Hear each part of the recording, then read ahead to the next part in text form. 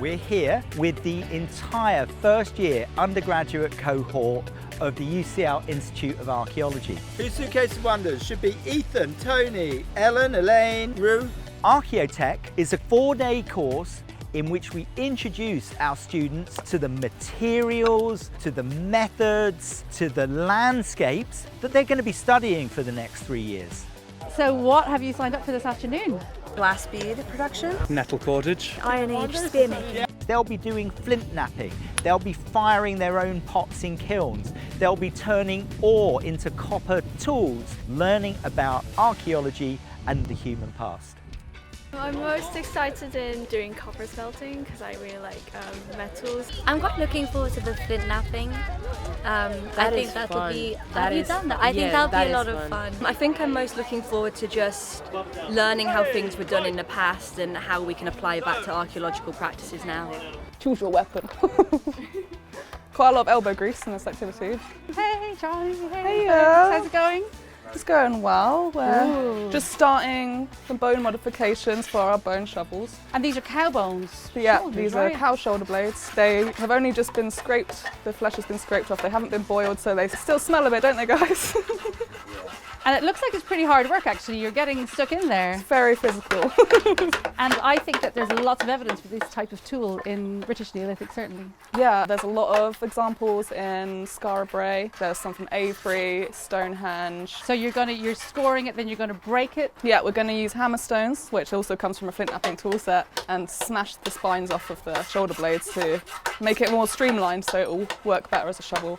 They're all very beautiful, but I'm particularly drawn to this one. This one is my one. I made this 4 years ago. It still stands That's strong. lovely, isn't it? And you've used rawhide. Rawhide laces. Hey! that's why you need these.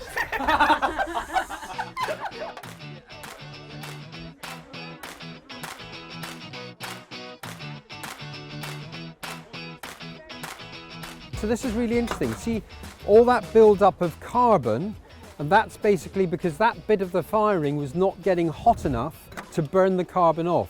This is a kiln that we built last year, built in April, and then first fired it in September.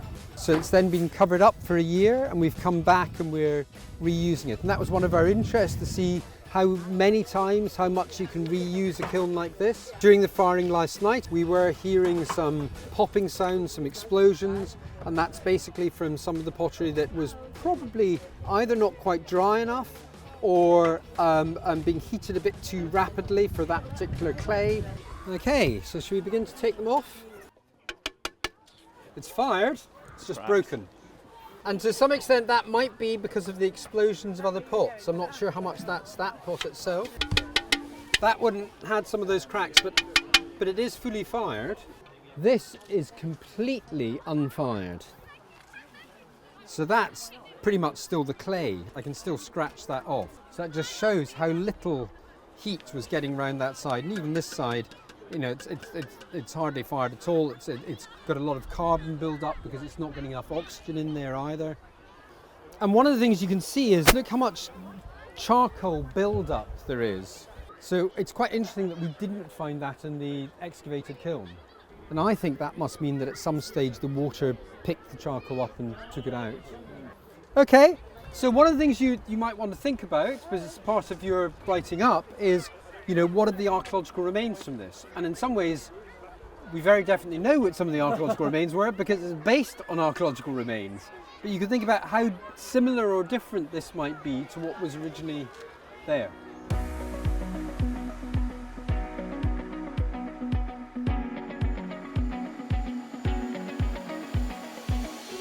So what are you up to here? We are up to Paleolithic art here, Ooh. and cave painting. Amazing. I see lots of very beautiful pictures of Paleolithic art. Are these what you're using for inspiration? Yeah, so we kind of just been talking about different kinds of art. So a lot of these are kind of famous cave paintings, 20, 30,000 years old. And they're really accomplished, aren't they? I mean, they're really, really beautiful. Yeah, I mean, yeah, they're amazing. These are people who had a lot of skill, knew the animals in their environment. Some are quite interesting, like this one of the rhinos, when it's kind of done several times. It looks like maybe they're trying to show movement. But that's mad because I see France written there. So rhinos in France?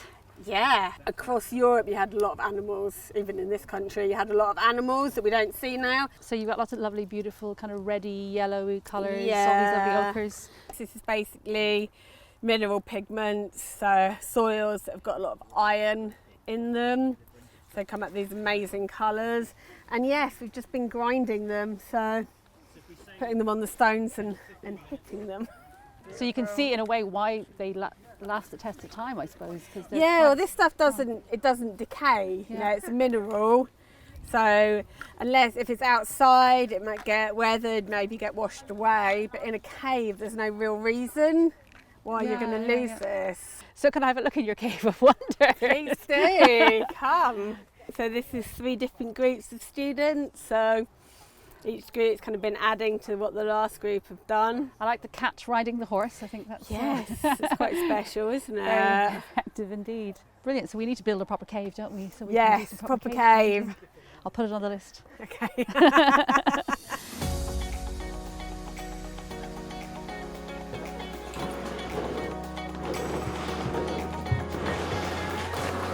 You'd be like a well-seasoned kipper, Mike, after. What we're doing out here is doing a metallurgical activity, getting people to learn what's involved with both the process of smelting, which is converting ores into metal. So we're just working with copper. With any luck, within a few hours, we'll have something to cast. We'll work with our colleagues nearby that preparing nice molds so that we can pour the copper in and have an interesting object to look at the end. So we take a mineral, an ore, malachite, chalcopyrite, and we heat it up really hot around some charcoal, a bunch of CO2 reactions, and that pulls the oxygen off the ore, and you get copper metal, and it sinks to the bottom, and then after it all cools off, you can pull it out of the furnace, and there's your copper. I've not smelted with chalcopyrite yet, so we'll find out what it does.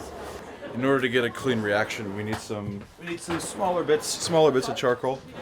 And we're just going to layer on top to really get it hot. Where are we on time? 11:36. It's gonna be so molten. I'm feeling very excited, like we've been bellowing for a long time, so hopefully it works and it's really pretty. And then, okay, that's good. And if you look in, there's some charcoal. There's some dirt in there, but it's still boiling. Where? No, the one, this, the 4 inches steel. I'm pleased. Yeah, that worked really good. That was really good, yeah. You want to quench it? That's it. That's the face of the mold. Overall, it's not too bad. You know, for work with minimal planning and Minimal experience. and a couple hours work, yeah, not so bad. It's been a really successful Archaeotech. Our students have had such a brilliant experience, learning new skills, working with new materials, and the partnership we have with Butser mean that we get to bring our students into this landscape, these buildings, these people, and it's just an amazing time for all of us.